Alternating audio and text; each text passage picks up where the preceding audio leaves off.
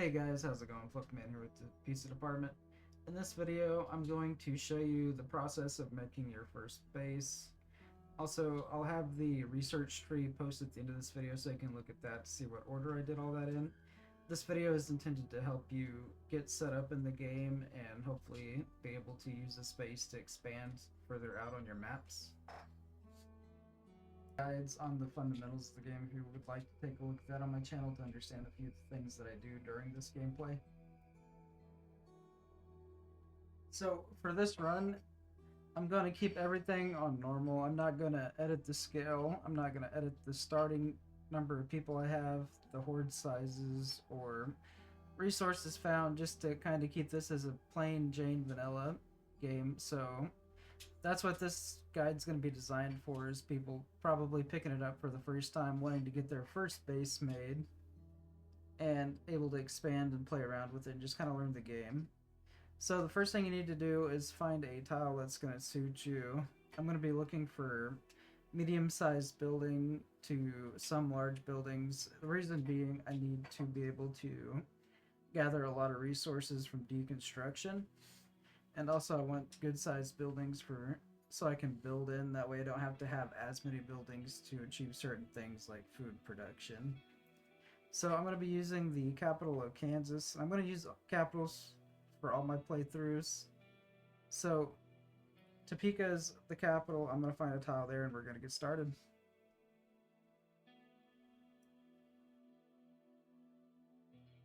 So once you found the tile you want to play in, we're going to go ahead and get our game created. Like I said, I'm going to keep it on base resources. Everything's going to stay the same. You can also edit your banner now, which is cool. If you want to use the same map I'm doing, just look up Topeka, Kansas capital and just use the address for the capital building.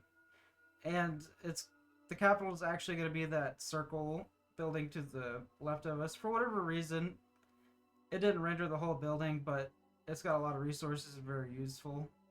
So right here is going to be the square block we're going to build in. The reason I picked it is it's got pretty good sized medium buildings. I'm going to be using the one at the bottom left as my headquarters because I can grow it out into become a bigger headquarters and get around 30 squads out of it. And also because the building just north of it, I can tear down and turn it into additional resources. It's awkwardly shaped, so I don't like it. And because of that, it's also going to provide me some farmland for this square, and it's going to provide me with quite a bit. So I'll be able to get our food, and it's also got that building kind of right in the middle of the awkward one. I can use that to get a nice storage facility going, and then to the right of it, we've got a whole bunch of different size buildings we can use for our facilities, housing, and food. So all around, I think this is a great area. We've got a lot of things we can tear down. We've got a lot of buildings we can utilize. And we've got a lot of trees to cut down because for whatever reason the game decided that the capital is just a giant circle surrounded by trees. So for the layout, here's what I plan on doing. The HQ is going to be at the bottom left of the base. Farmland and storage is going to be up north. I'm going to tear down the odd-shaped building, leave the smaller building as kind of a storage area, and then to the right of that, in the top right, we're going to do housing since there's a big old building up there. And there's a few medium-sized buildings we can use for cooking and barns. Somewhere in the middle, we're going to put our research building. I'm kind of hoping to find some with 10 slots. And then at the bottom, we're going to do industry, and if we need more housing or storage, we'll do that. So the first goal to getting the base going is we're going to need a place to store our materials. When we go to tear down this big building, we're not going to have a whole lot of room in the headquarters for everything it's going to have. So my first objective is to grab some of the wood to our left in all that open area and use that to build our storage facility in that small little building right next to the awkward shaped one. So while we're waiting on getting the wood to make our storage facility, I'm going to go ahead and start searching all these buildings. Generally, I like to create 3 squads to do this. To me, it's a good number. You get 12 units to help loot and defend while the rest do work. Early on, your base is a little bit more vulnerable because you don't really have the population to add more squads as needed. So early game, we're just going to get the beginning area cleared out, looted, keep everybody close to the base, and with the 3 squads, we'll have no problem going back to defend if we need to. So now that we have a bit of wood, let's go ahead and see if we can build our storage. Okay, looks like we do have enough. We have over 50 and it's in the 20s, so we can go ahead and take some of our workers off of wood cutting. I do want to keep a few since we'll need wood for the future. But we're going to go ahead and stick some of our workers on getting this storage built. I like to do this early game. Since my playstyle, I do like to get some of these buildings around me cut down. They can provide a significant amount of resources, especially if you're playing with bigger buildings. And you usually get those just by playing on city maps. So the next thing I like to do is get my research going while my storage is being constructed. So in order to do this, you'll need a book. The game will provide you with an objective to go and get that book. However, I don't like to go to that one because usually zombies spawn inside. You need 2 squads to clear it without losing somebody. So just find a different book symbol on the map, and then go and collect it from there and bring it back to the base, and you'll be good to go to make your research center. So the next thing we're going to go ahead and do is tear down the awkward shaped building. Reason being, we're going to get a few hundred resources from bricks, iron, and wood. We're going to need that to upgrade our command center, build our research center and other base needs, and it's also going to clear the way for farmland. This process will probably take a few in-game days just because the size of the building and our population is a bit low at the moment. I'd like to advise you to make sure you're having your squads consistently looting buildings for foods. In the early game, it's going to be a little bit more micro-intensive for this, but I don't usually get food made in my first few days. I like to get all the building stuff. That way, when we start to get to the later game, it's less micromanagey. So just make sure you're using your squads to loot food. While the awkward shaped building's being torn down, you can also start the progression on getting your research center built. Just make sure you're not dedicating too many resources towards getting it built. Make sure the majority of it's still on your building teardown. Otherwise, you're just going to have your unit sitting around waiting for supplies to become available. So once you've got your research built, go ahead and get started on getting your antenna built. We're going to want to get this antenna built pretty much as soon as possible at this point. If we do so, we're going to be able to start getting some more recruits coming in from outside the map, and we'll be able to boost our population quite a bit. This will help us expand quicker, give us access to more people to get squads from for defense purposes, and all kinds of other goodies. So now that we've got our research done for the antenna, we're going to go ahead and get that built. Takes 20 iron and 6 warriors. Usually it takes about half a day to a day to get made. Then you can start broadcasting and recruit other people. Once you've done that, the next tree I like to go down is the food tree. That way we can get our food production going. I always finish that tree first before I go into weapons development or medicine, just because food will take away a lot of micromanagement, allow bigger populations than in the early game. To be honest, killing raiders, you'll have plenty of weapons to go around for everybody. So the next thing we're going to do, we're going to go ahead and place down 5 farms. You'll usually have enough tools at the start of the match, or if you do need them, you'll find them throughout the map looting. But once you've got these 5 placed, your workers will start getting it, and then you'll be able to start getting crops. Now this won't transition to food right away. We're just trying to get this set up for when we get a barn made and we can start getting meat from the barns by using the crops to feed the animals. Doing this is going to do 2 things. It's going to give us fertilizer, and it's going to give us meat to cook. Meat to cook will give us more food, and fertilizer will let us harvest more crops, and we can use fertilizers for other things down the road. So right now in the game as well, you can place greenhouses over your crop fields, so you use less real estate. We're going to do that later on just so we can get even more crops for more food and more barns being created. We'll have a mega food surplus because of this. So once the fields are done, the next thing I like to do is go ahead and get the barn made. I'm not too worried about the cookhouse yet. I want to get the meat production going and the fertilizer going. That way our farms are starting to produce more, and then we got a surplus of meat. So once we get cooking, we're not gonna have any kind of delay. So now that the barn's been made, we're gonna start producing meat and fertilizer from one plant. We're gonna switch these over to the fertilizer version because they're gonna give us 9 crops instead of 4. It might take a second for the barn to catch up and make enough fertilizer for all 5 of my current farms. However, once it does get going, we will have way more than enough. You'll be able to use your refinery later on once you've had it researched to make oil, in which you can use to make bullets or other things you might need.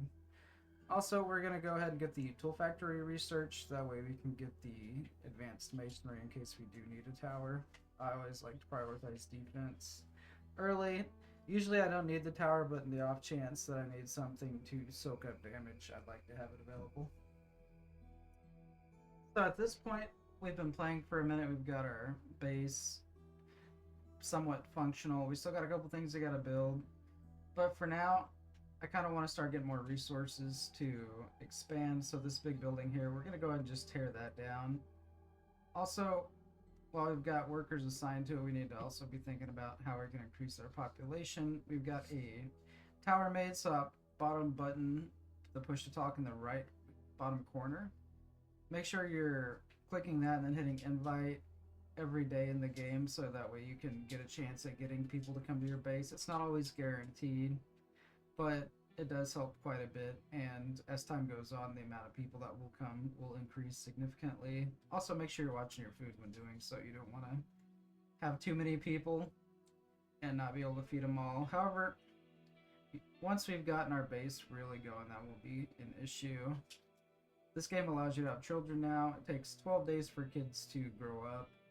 From what I found, the conditions to have kids in your base is to make sure that they're at least satisfied or happy and have places for them to sleep. So housing will help with that. Both of these ways are how you can increase your population. So we've been playing for a minute. We've gotten our population up a little bit, and we've been tearing down that small building. So what I'm doing here is, since we're running out of beds, I need to increase the size of my headquarters so I can have some more beds and have a little bit more storage. So you see like how it's that bottom left corner is a little bit blue. That means that's how much of the base is being utilized. So what I did was I left clicked my base, dragged to the right, and it highlighted the whole thing for construction.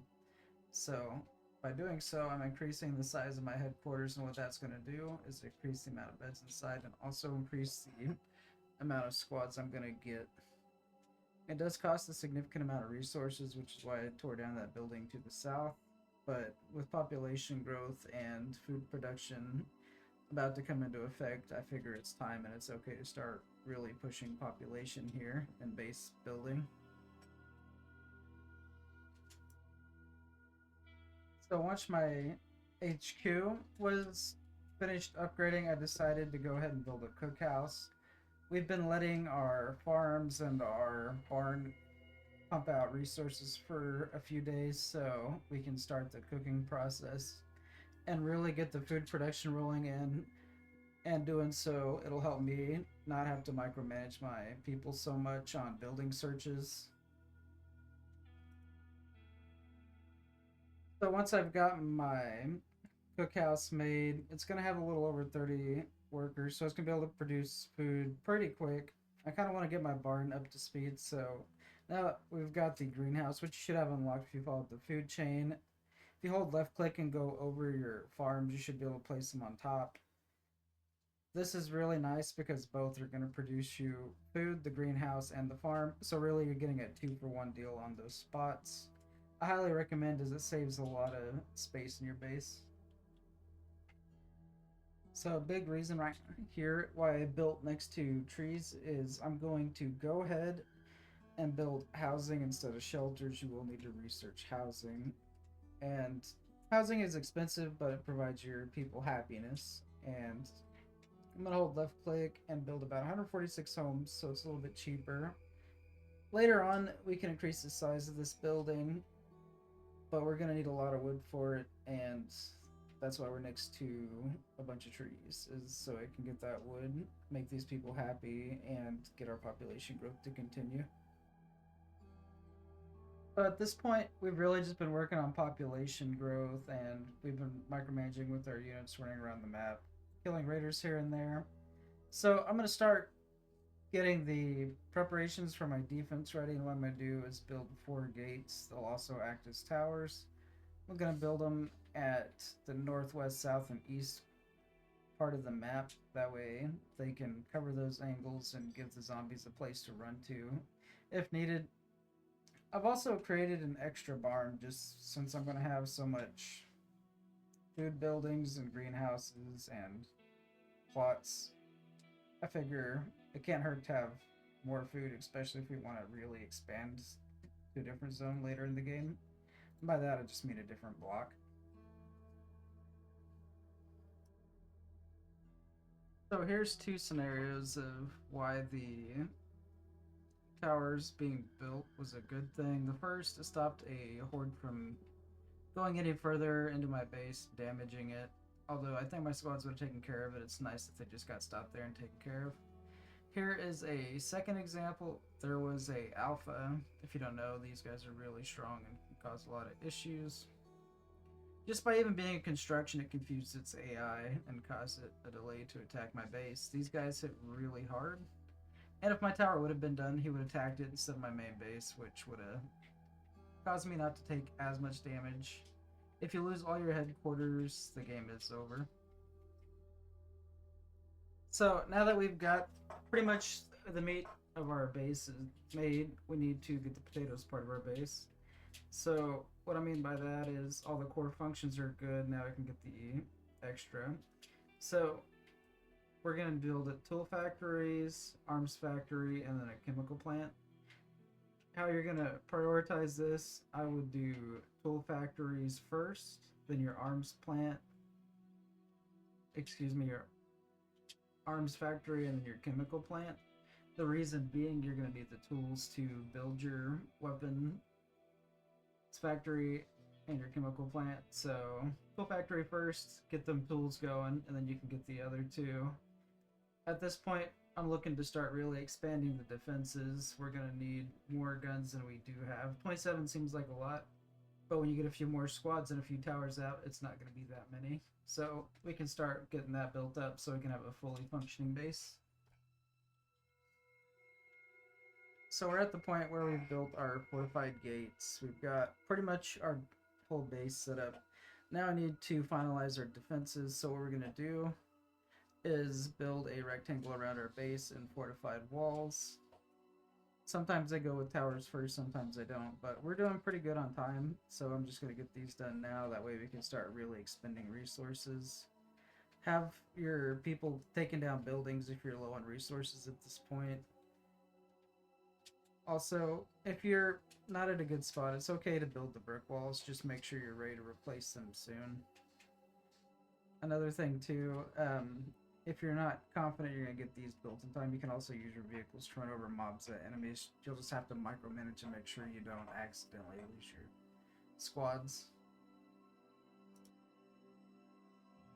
So here, I've got a Horde Knight that's coming in, and I have not got my walls finished. However, my weapons factory has been pumping non-stop since I've gotten it made, so what I'm going to do is just take people off other tasks like scavenging and make squads, and a lot of them. And on the map, it showed that they were going to be coming from the northeast, so I kind of figured that's going to be anywhere alongside the east wall with how the map set up and building is. So I've got my units positioned up and down, and I'll just show you the effectiveness even of a partially built wall and helping you hold the line and making sure you have the base upgraded enough to where you can have those additional squads. You've been working on that population, looting weapons from dead raiders you've found.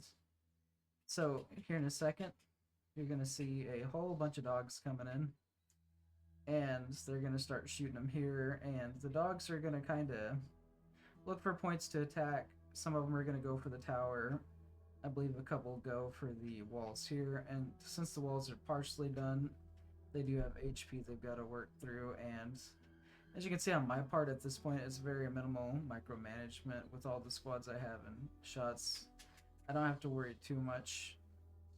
I may have to fix the walls later if they destroy them, but that'll be okay.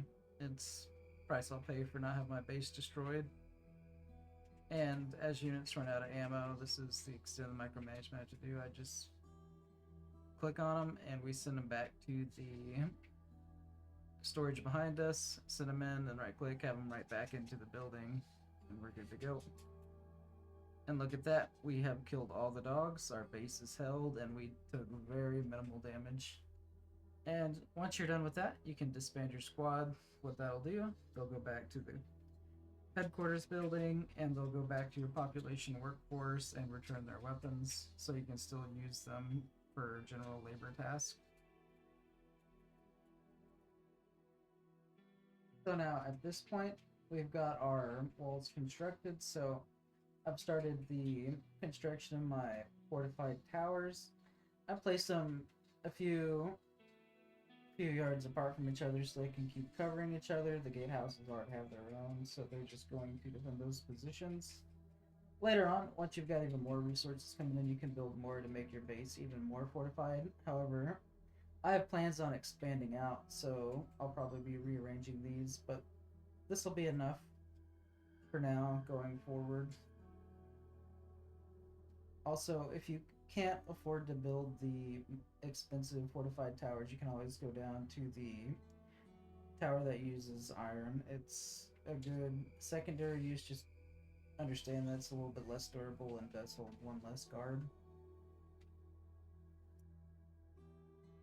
Another thing to note too, if you're lacking population for your labor force, you can also take your guards out of the tower during the day and have them do building projects and then put them back in at night. At this point, I feel pretty comfortable with what I do have, so I'm gonna just leave them in for now, but that's always an option for you if you need to do it.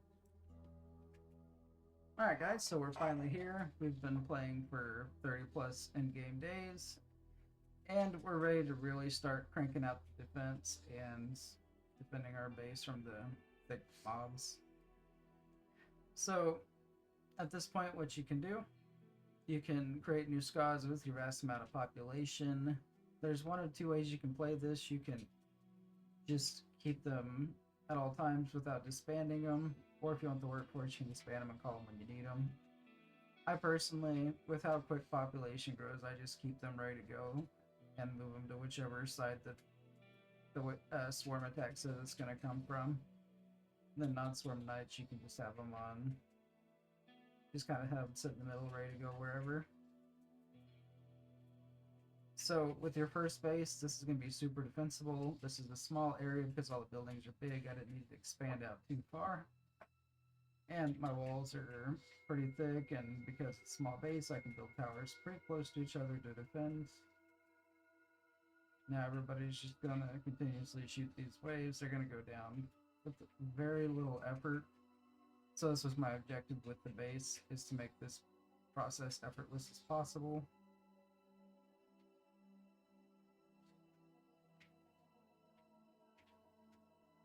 And yeah, they pretty well just cleaned them up, and if they need extra ammo, they can just go back to that storage unit and grab it before the next wave comes in. And if I do start to run low on ammo, because we've got our factories made, I can just have them start processing it. So when the next big night hits, they'll be good to go again. And this will be the extent of the macro managing you'll be doing for your base. Just a heads up though, when you do start to expand out, probably be a little bit more since you won't have all the walls and towers to defend. But for me, it's a peace of mind knowing that my main area is not going to fall unless I just completely screw it up. And that's what I was hoping to give you guys, is just a good starting base so you can get used to playing into the later parts of the game and not have to worry about losing the game right out, so you can expand out further and just try and get as big of a population as you can. Hit that 1,000 population mark, make that really big city, showing that survivors are going to make it. Yep, I do have plans on continuing this guide and expanding out north and east by a block. And we're just going to keep making our base bigger, and I'll just explain the process on how to do that like I did in this video. Also, I'm going to make sure that I have my tech tree priorities posted so you guys know what order to build things in for how I built this base. I hope this guide helps you guys make a good first base. If you like this video, please leave a like and subscribe. If you have questions or would like a guide on how I did some of the processes, just drop a comment. I'll make one. I've got a little bit more free time lately. And we will see you guys in the next one.